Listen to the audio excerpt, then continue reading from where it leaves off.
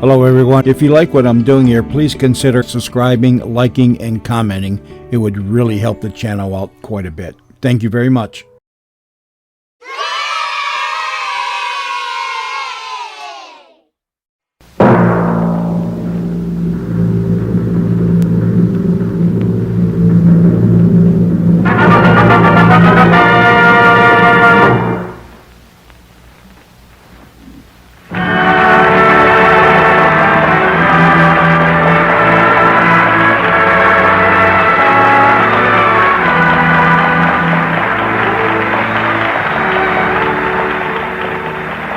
Greetings from Hollywood, ladies and gentlemen. This is C.P. McGregor saying, come on in. There are plenty of seats in our Hollywood Theater of Stars.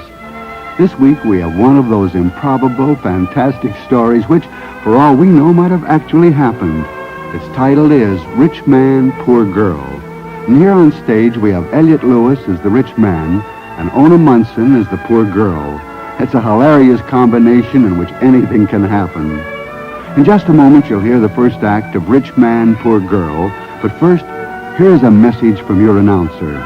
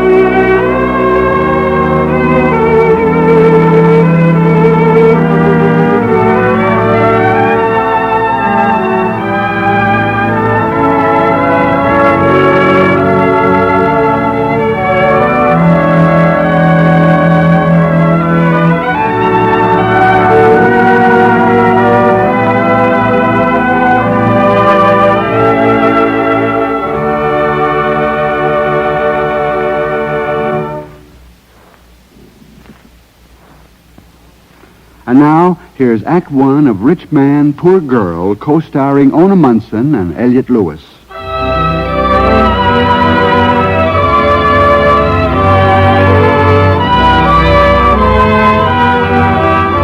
Once upon quite a while ago, there was a young man who lived in the clouds on a steel platform. Well, almost he did. For you see, he had a pet house way up on top of the whatchamacallit building.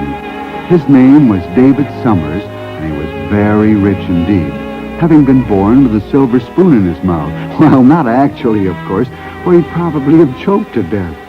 Now, David had a friend whom everybody called Tracy Corrigan because that was his name. And one day, when the white clouds were lying on their backs and floating around David Summers' pet house on top of the whatchamacallit building, Tracy Corrigan dropped in for a chat. And being a rather garrulous fellow, he said, "Hi-ho, my friend of the deep brown study. Whose murder are you contemplating?" Mine. Yours? Well, may I beg to ask if that isn't rather a little rough on an old acquaintance? Hmm? How have you planned to do it? They say cyanide is rather quick and not in the least messy. Of course, you may have a little difficulty purchasing cyanide, some druggists being stuffy people. Oh, my. How sour is the wine of life. How feedest the worms upon the trampled spirit. Pretty. Look, why don't you cover yourself with your choicest Bond Street sackcloth and we'll toddle out in quest of ashes. Lillian's giving a cocktail party this afternoon. Is she? And she will shrivel up like a celluloid collar if she knew how enthused you were. Lillian would look nice shriveled up. Oh, come now, Dave. That's practically black magic. Now, come on. Wrench your spirits from their indigo lethargy, and let's be gone. I'm not going anywhere, Tracy. I'm going to stay here and commune. Oh, hearts and flowers. What's the matter with you? Well, may it suffice to say that I'm fed up right up to here. Fed up with what? Retorted Tracy quizzically. The whole stupid, indolent, drone-ish mess. Well, that's a lot of adjectives for one mess, Dave, my boy. What's the mess all about? Did it ever occur to you how absolutely useless we are, Tracy? Useless. We toil not, neither do we spinneth. Exactly. A continuous regimen of cocktail parties of this affair, of that affair. What's the sense of it? What's his... I don't know. Neither do I. I'm sick of it, Tracy. I'm bored stiff. You're bored stiff. Well, isn't that fancy? Yes, well, isn't that fancy? Here you recline in a $5,000 a month penthouse like Rome's Mr. Nero, and you've got all the money there is in the world, and you're bored. Yeah. Completely, fundamentally, and beyond any question of a doubt. Huh. Did it ever enter your cranial vaults that you've got no right to be bored, Mr. Summers? That your lackadaisical existence is justified only when you're not bored. Fool. And that you've got no right to be bored. No, not with what you've got in life. Yeah, that's just the point. What have I got in life? You've got just exactly what 5 million little ants that scurry around downstairs on the sidewalks would give all of their collective right legs for. Hmm? Oh, stop being a nectar-satiated Jupiter for 5 minutes, will you? As I said before, here you are ho-humming about your unhappy slice of life, while there's at least 5 million people within shouting distance that would give 20 years of their lives merely for the privilege of living for 2 weeks the way you live. Well, maybe, but at the same time. Huh? What are you hung about? 5 million, Well, maybe 4.5 million. Let's not quibble. And don't stare as though your eyes are going to fall out. Tracy, I've got an idea, I think. Uh-oh. You know, I just began to wonder how one of those 5 millions, or 4.5 millions, would act if they had the chance to live for 2 weeks like a stuffed shirt. I haven't the vaguest idea. Why don't I find out? Oh, why don't you stop talking like a mad monk of Mongolia before I call a psychiatrist? No, Tracy, I'm serious. Supposing I found somebody that had never had anything more in their life. Tracy. Yes? You make yourself at home. Later on, call Lillian, tell her I've got the measles. I'm going out. Where are you going? I don't know exactly. When are you coming back? I don't know that either. In a couple of weeks, maybe.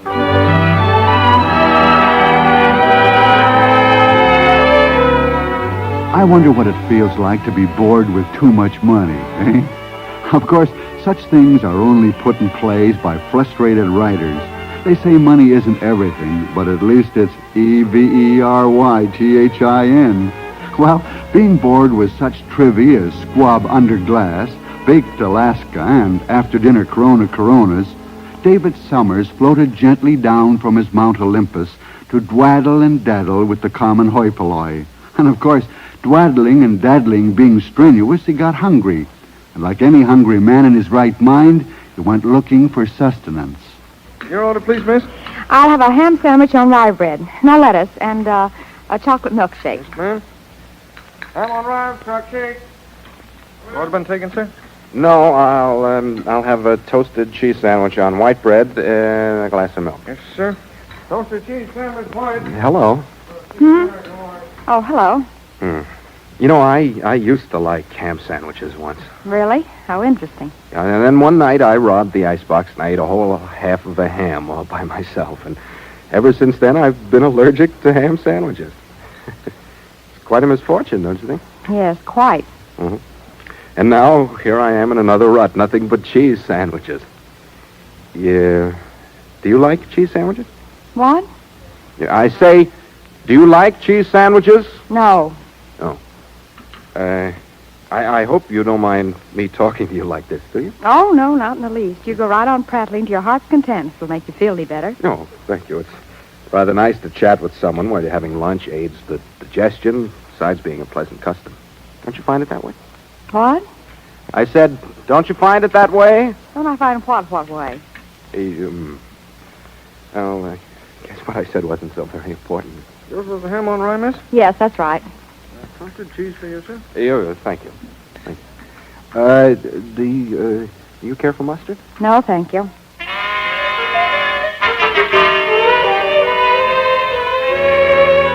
Aren't coincidences the darndest things? Naturally, it was a coincidence when the same young lady and the same young man just happened to meet in front of the Belmo Dress Salon, where they advertised exclusive styles. Well, Natch, the young lady, was gazing with a covetous eye at the shimmering creation of white tulle and seed pearls. And the young man just walked right up to her and said, Beautiful dress, isn't it? What? I say the dress. It's lovely, isn't it? Yes. I beg your pardon. Oh, you remember me? We had lunch together yesterday. I'm the toasted cheese sandwich, a bottle of milk. It's coincidental us meeting again, isn't it? Yes, isn't it? Well, wait a minute, please. What for? I suppose you think I'm pretty fresh talking to you like this. I haven't given it much thought. Are you going this way? What if I am? Well, I'm going this way, too, and I was wondering if you'd mind if I walked along with you. Look, I don't know what strange ideas you have, or maybe you're from out of town. If you are, may I suggest you curtail your odd whimsy of talking to strange young ladies? You see, the gendarmes of this city are very narrow-minded. What do you mean, they'd arrest a man for just being neighborly? Yes, I'm afraid they would. Well, look, I know this will sound a little silly, and you'll probably think I'm stark, staring mad, but I'd like to talk to you about something. And all you've got to do is either say yes or no. Well, the answer is no. Goodbye. Oh, but please, this isn't a pickup. You're telling me. Yeah, I'm telling you. You work around here somewhere in one of these offices. Look, there's a very big and burly policeman standing in the corner, if you're at all interested. Where? Oh, yes. Mm-hmm. Well, all right.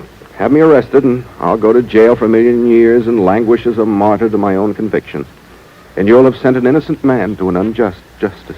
I haven't the slightest desire to send you or anyone else to jail. Well, then, So before I get the desire, let's part the best of company and each go our separate ways. No, I'm stubborn, and I've got an absolute one-track mind. After all, what possible harm could come to you by having me walk with you down Broadway? That isn't the point. And besides, this is where I work. Goodbye. Yeah, well, hey, wait a minute. I want to... Going up. Come on, four, going up. There you are. Hey, Up the starter. Yeah? The girl that just got into that elevator, do you know who she is? What girl? The girl that just got in, the blue hat with the thing on it, kind of reddish hair, about so big. Well, why do you want to know? Well, that you see, she just spoke to me on the street a moment ago, and I can't place her. You know how it is. It's embarrassing. Yeah? Well, I don't know what her name is. She works up on 7th for an insurance company. Oh, yeah? Yeah, the Peerless Life and Accident Insurance Company. Uh-huh. Well, that isn't a coincidence. Here I was practically looking for an insurance policy, the accident kind. One never knows when one's going to need one, does one? That's right, buddy. Going up, please. Step back in the car, please. Going up.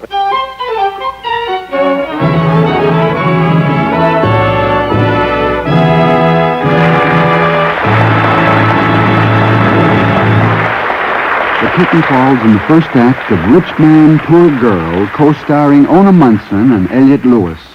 In just a moment, you'll hear Act 2.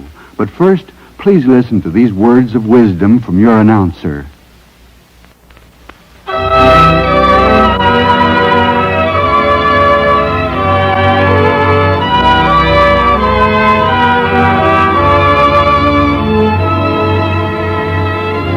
And now, here is Act 2 of Rich Man, Poor Girl, co-starring Ona Munson and Elliot Lewis.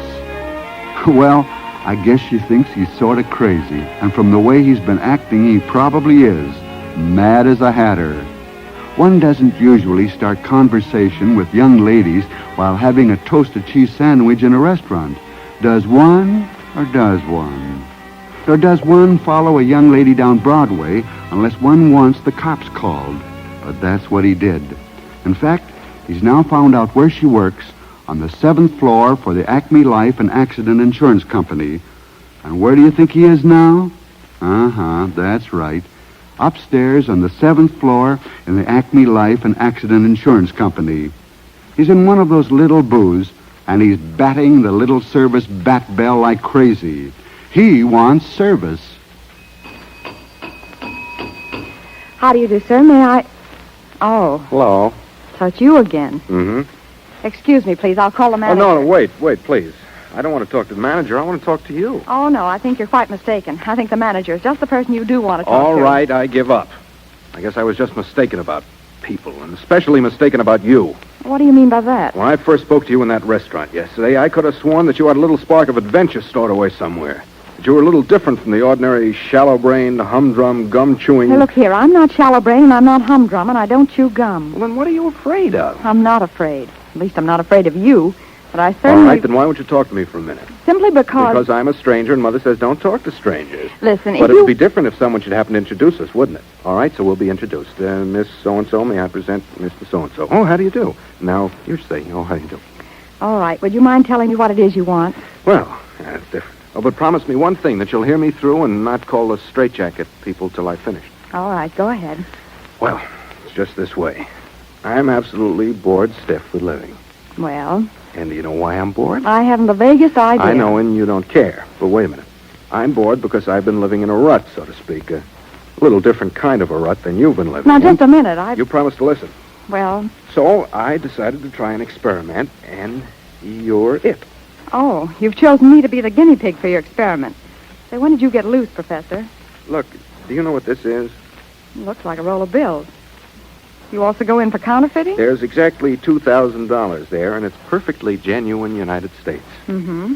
I want to spend those $2,000 in exactly 2 weeks, and I want you to help me. Well, I'll call the manager. Maybe he can help you. You promised to listen. I also promise that this is on the level. Mm-hmm. The what level? On a very impersonal level. You might even call it the scientific level. Yes, I might, but I don't think I will. Yeah. Well, do you know why I picked you for this experiment of mine? No? Because when I first saw you, I noticed that little diamond on your third finger left hand, which usually means the girl's engaged. Yes, doesn't it?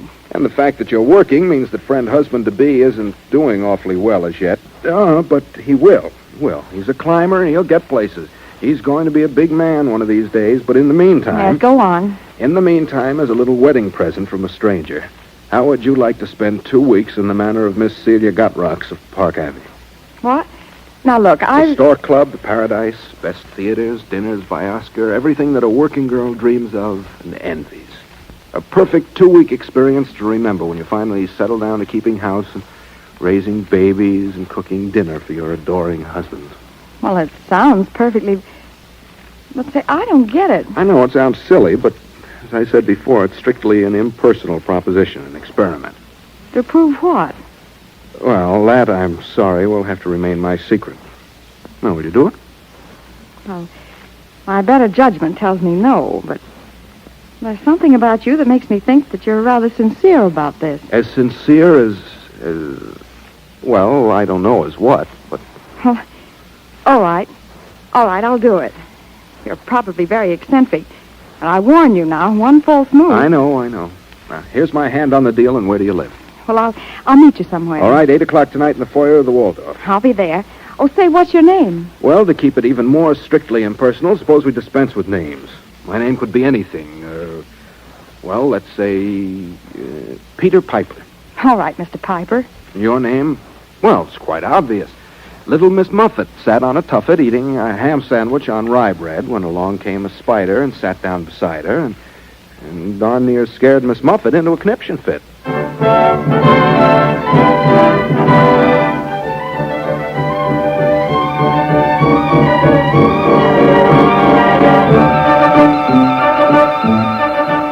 Paging Miss Muffet. Miss Muffet, please. Paging Miss Muffet. Miss Muffet, please. Oh, did you say Miss Muffet, boy? Yes, ma'am. Mr. Piper was looking for you in the other lobby. Yes? He said that if you were here to tell you, he'd be right over to this way.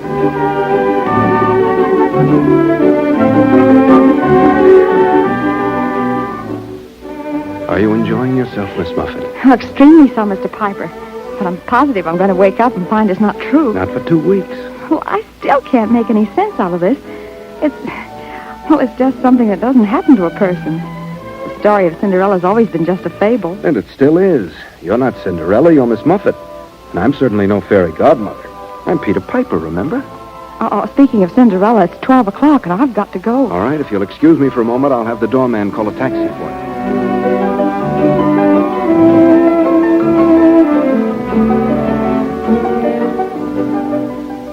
And was the play to your taste, my dear Miss Muffet? Oh, perfectly wonderful, my dear Mr. Piper. And now how about supper and dancing at the Rainbow Terrace, Sounds lovely. My arm, Miss Muffet? Thank you, Mr. Piper.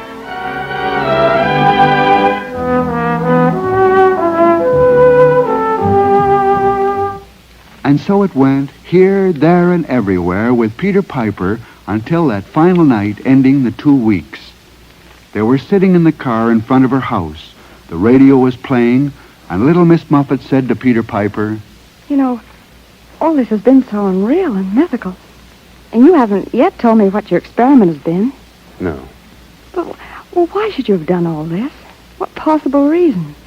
I mean, I've had a wonderful time. One that I'll never forget as long as I live. If you really mean that, Miss Muffet, I'll classify my experiment as being one notch closer to success. Tell me something, Mr. Piper. You've spent $2,000 in 2 weeks on someone that you don't even know. You don't even know my name or anything about me. Correction, Miss Muffet. I think I know a great deal about you. What? That you're a very lovely and sincere person. That the small things can mean as much as the greater things. That little Miss Muffet can enjoy her curds and whey as well as a breast of pheasant under glass in Portier Vintage 26.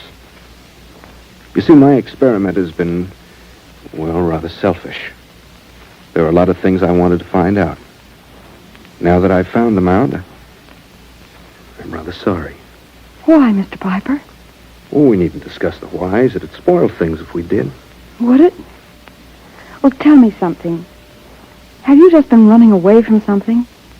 This $2,000 that you've gambled away on this experiment, as you call it. I mean, was it the end of something or the beginning? Both, I think.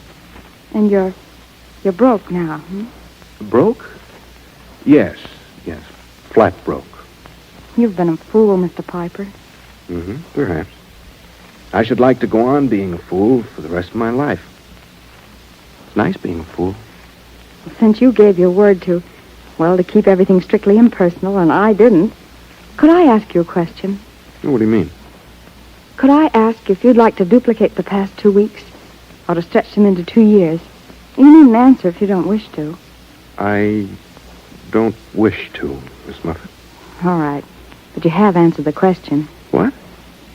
Say, incidentally, how would you like to come to my wedding next week? Is that when it's going to be? Oh, I think so. Will you come? Well, I'll send you an invitation. Oh, wait, well, where would I send it? Oh, I know, to the Waldorf, where we met that first night. I'll address it to Mr. Peter Piper. all right. And if I can, I'll come and wish you luck at your wedding. Oh, thanks. Now I think I'd better go in.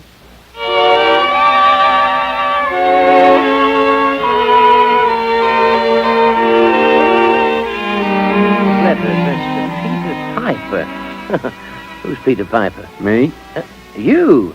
Oh, fine alias. Open it, will you? Read it. Oh, what's the matter? You lost your sight? No? Just open it and read it, and then I'll tell you what it's all about. Okay. But reading other people's mail isn't my usual habit. I wondered about that. Now, let me see. Mr. and Mrs... What the devil's this? What? Oh, it sounds screwy to me. It says, Mr. and Mrs. Muffet request your presence at the marriage of their daughter, Miss Sarah Muffet, to Mr. Peter Piper. What? The marriage will take place in Judge Halcott's chambers Monday, providing Mr. Peter Piper will show up. What? Hey, give me that. This is what goes on. This is P.S. This is not compulsory. And as far as that engagement ring was concerned, it was my mother's. And as long as you stuck to your word of being strictly impersonal, the best I can do is to be strictly personal and do the proposing myself with love, Miss Muffet.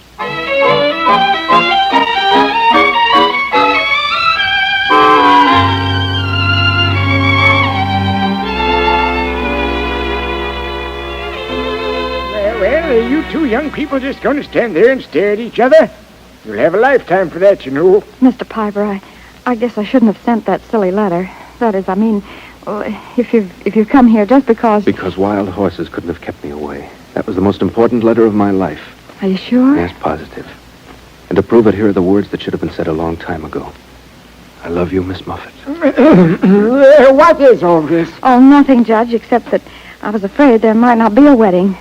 I was afraid that maybe this was going to be the time when little Miss Muffet scared the spider away.